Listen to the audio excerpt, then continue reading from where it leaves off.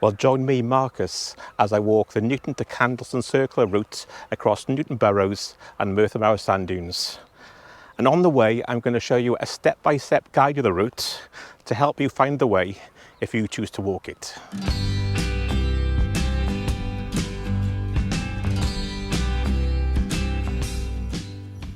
Well, the walk itself is about 6.5 miles, 10.5 kilometres in length, and takes about 2.5 hours. It's not too bad, not too strenuous, but it does get steep in certain parts, with the highest point being 250 feet. Well, I'm starting the walk here at Newton Church, and I'll put the coordinates and links to the map in the description below. But as it's a circular walk, you can choose to start at the halfway point, which is Candleston, and I'll show you that location as we pass. As mentioned in this video, I really want to show you the route and an overview of the area itself. Newton Burrows, Merthyr. But if you want to find out more on the history of the area, have a look at the videos coming up at the end. Anyway, let's get started.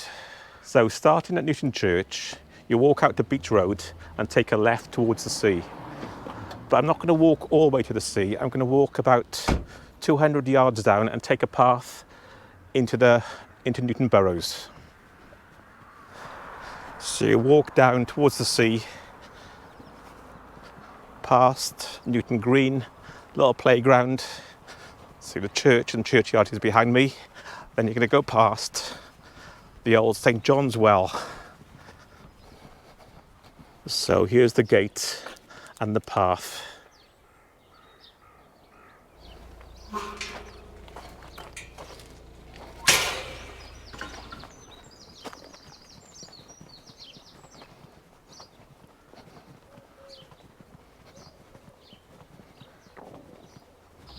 So initially, as you walk down the path, you keep to the left side with the houses on your left.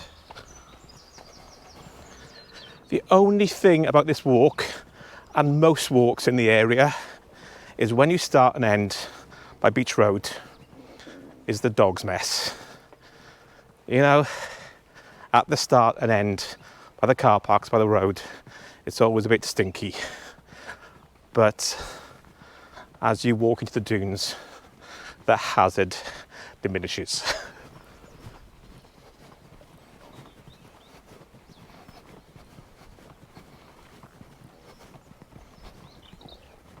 So when the row of houses finish, you basically carry on going straight.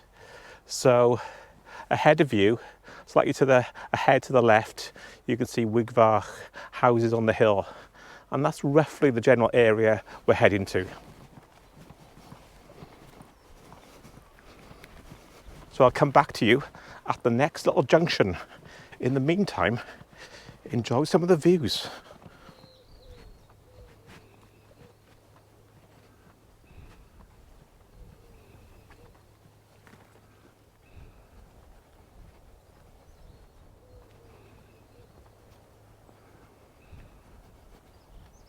There's far more vegetation on the dunes than there used to be. Years ago, it was much sandier. Well, if you walk this path early in the morning or in the evening, areas like this are full of rabbits.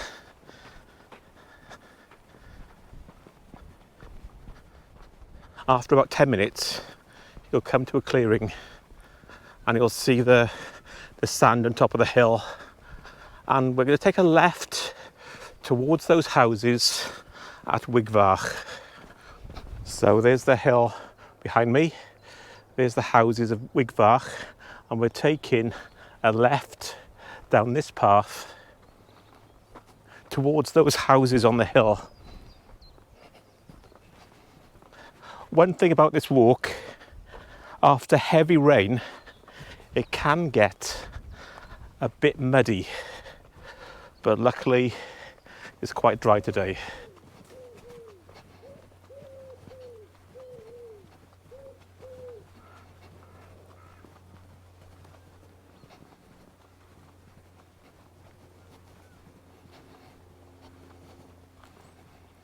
So you come out in a clearing just below the houses of Wigvar, and we're going to take a right to head east.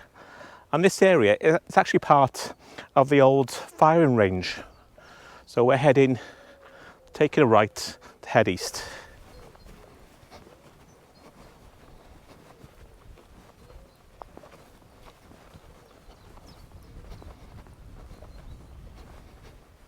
So we get to a junction. It's actually a marker post. Unfortunately, there's no arrows on it, but we're going straight, and directly in front of you is that big ridge with the sandy top.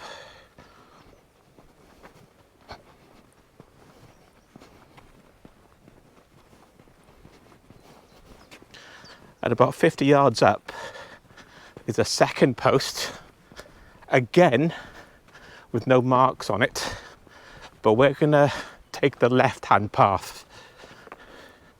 If you take the right-hand path, that takes you to the rifle range, and you realise you've gone the wrong way because you end up going up that ridge steeply. So we're going again that way. I do enjoy this part of the walk through the woods. It's nice and quiet, away from the roads, nice and peaceful. By the way, if you're into running, this route makes a very good run.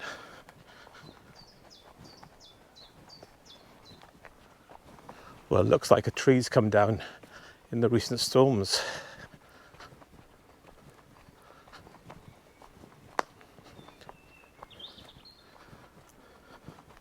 Over we go. This part of the walk takes about 5 to 10 minutes. You come out at a gate and it clears to a sandy path again.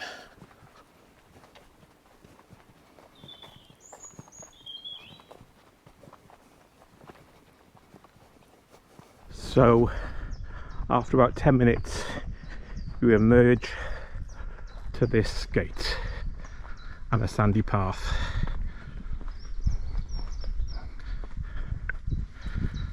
And here it is signposted.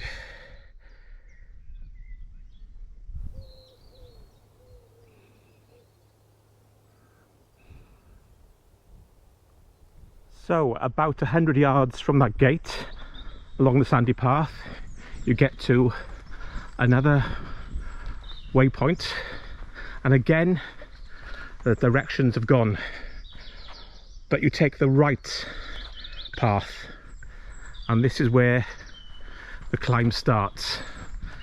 So I'll see you in a few minutes.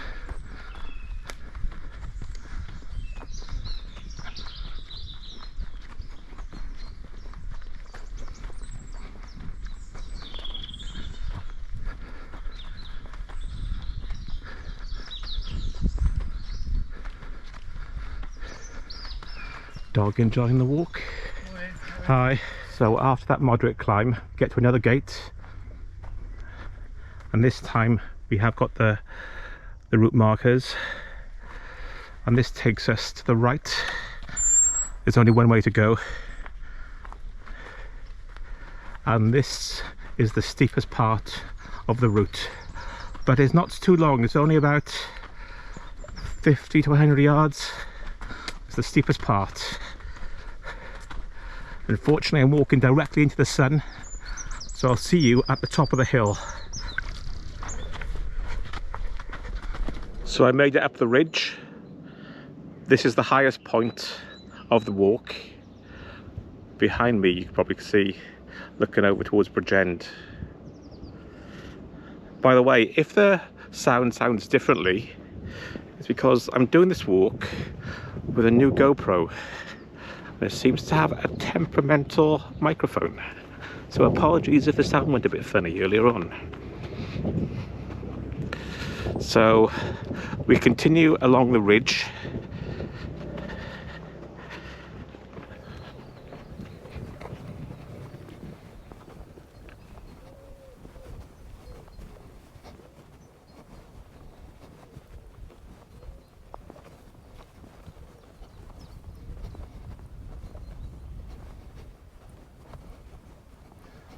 As you can probably see, this section can get very muddy. There's often cows here, so not just mud, so be careful where you step. So if you're doing it when it's been raining, bring some boots or Wellingtons.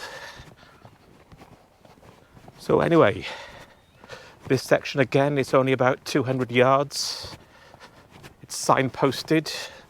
See the little way marker there? And we're going to come to another gate, and this is where we join a country lane. So here's the gate, again signposted, and there is an arrow pointing to the left. People often park in this area to get to Merthyr. So you go up here and join this gravel country road.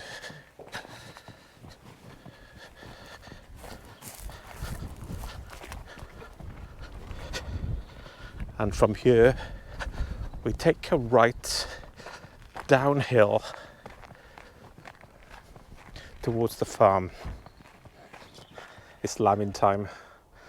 Look at the baby lambs enjoying the sun.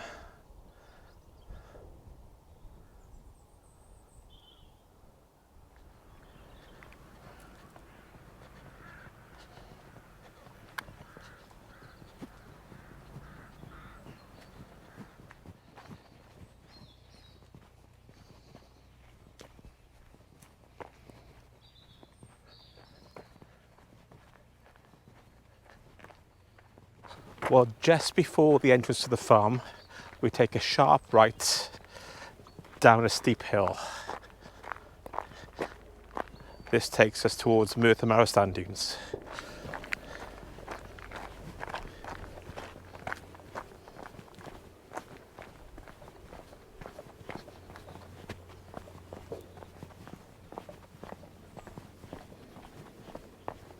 As you come down this steep hill,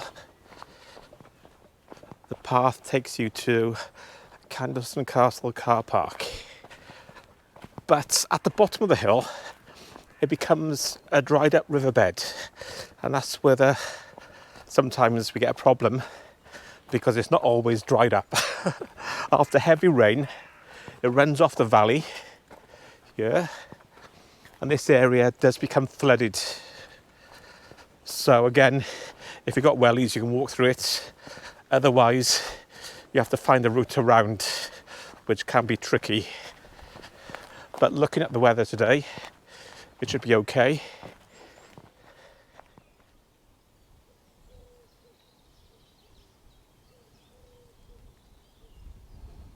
Probably can see the water on the path there. Most of the time, it is passable. Just bear that in mind when there's been a lot of rain. So now it's straight down, easy to follow, only one route along this sandy, quite wide path to Candleston. So I'll come back to you at Candleston car park.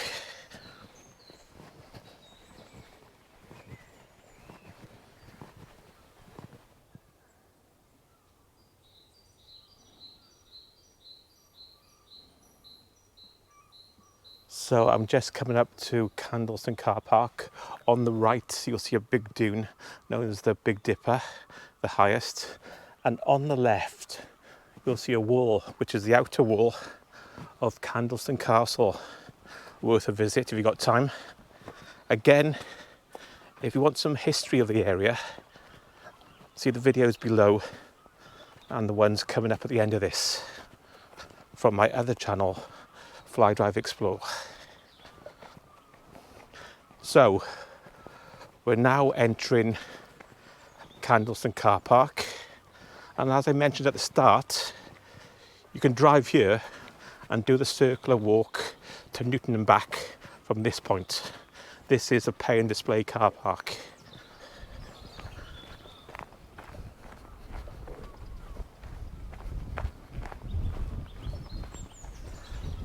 Just for the record, the parking here, £2.50 for 2 hours, all day is £5. I parked over at Newton on the street, so it's free. So I've crossed the car park. To the right of the car park are the dunes and a river. Go across the car park and there's a gate, a wooden gate, and we're going to go past that towards the River Ogmore.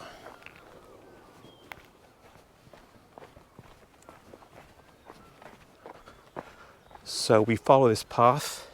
As you can see, there is a sign there, and there's only one way to go really, and to your right is the little stream.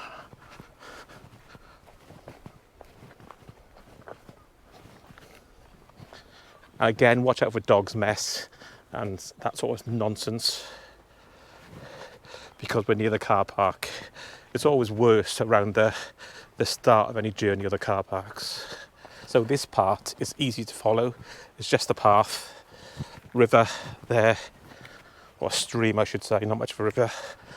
And we keep going and we come out by the River Ogmore, where this little stream joins the river.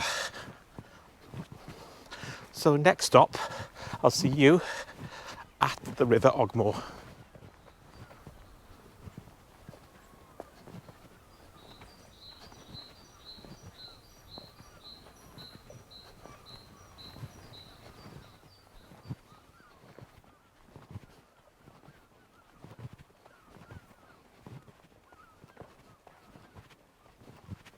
The small stream we've been following on our right hand side joins the River Ogmore around this point.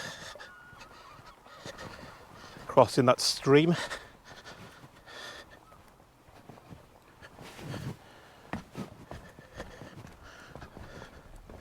some volunteers have been cleaning up the plastic.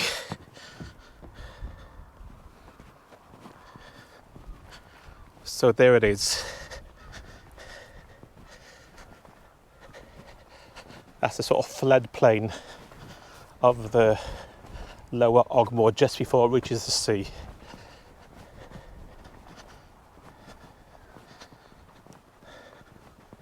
Like I said, it's around midday now, so I'm walking sort of southeast.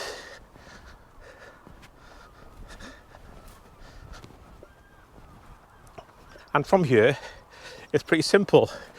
You go downstream about half a mile, you reach the beach, and you turn right and head back towards Newton and Porthcawl along the beach.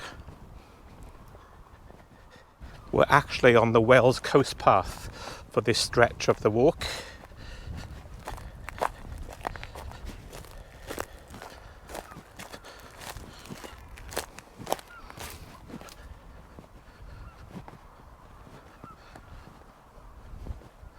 So the headland in front of us to the left, that's Ogmore by Sea Beach, and the river Ogmore.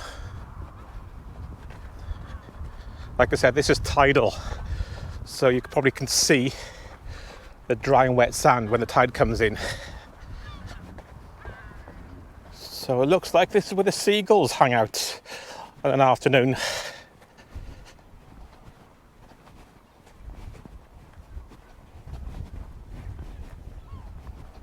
So when you get to the last bend in the river, just before the river mouth, there's a little shortcut through the dunes over there, instead of walking all the way around the point. It is marked, so that's where we're heading to.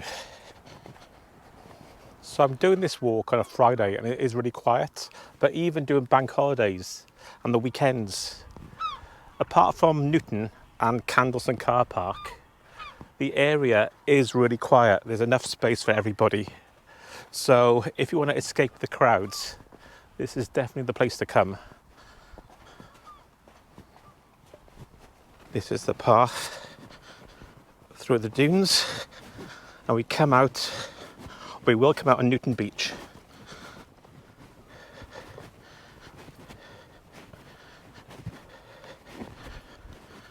Excuse my panting.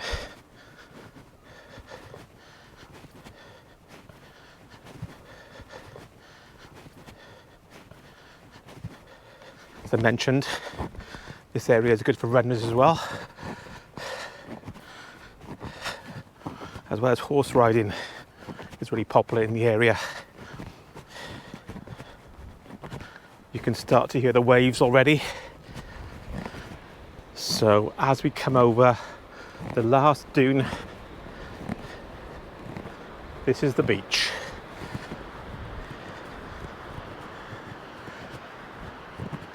And in the background is Porthcawl.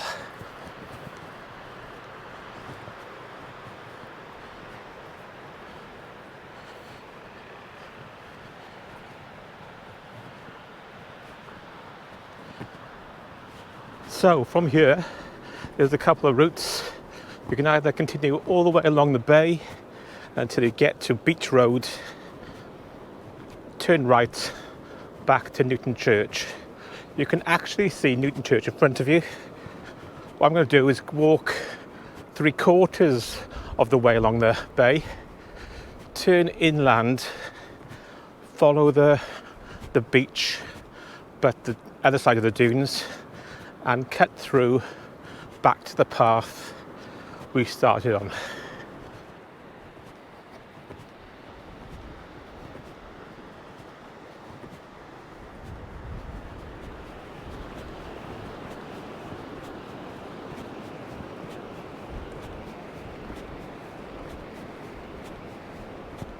As we walk down the beach, we come to the rocks.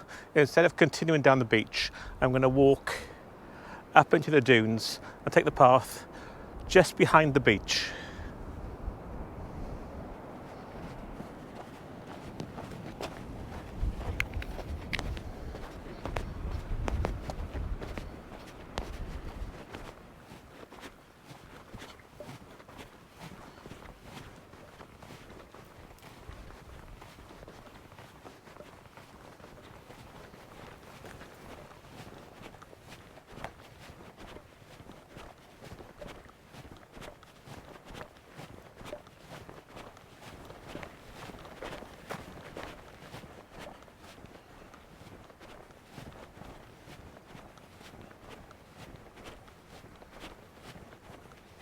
So as we approach Newton Beach, we get to this post. We can continue to Newton Beach there in the car park, or go slightly to the right, and that takes us back to that path we took at the very start that went from Beach Road near the church. So that's where we're going, up that way there. I would say we've got less than about half a mile before we're back at the church. And by the way, the reason I'm walking backwards, the sun's over there. So anyway, back to Newton Church.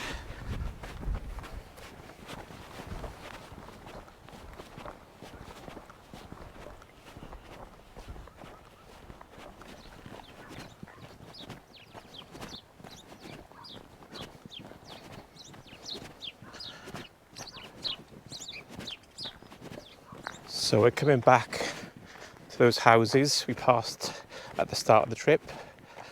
So they're in front of us, and that's the path we came down. So this time, as we head back, houses are on our right.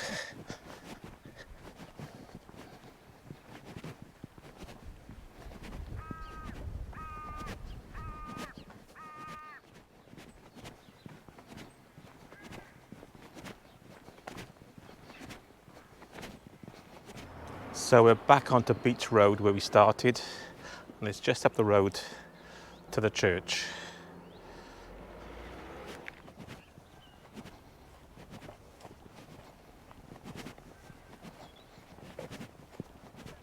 So that was the Newton to Candleston circular walk.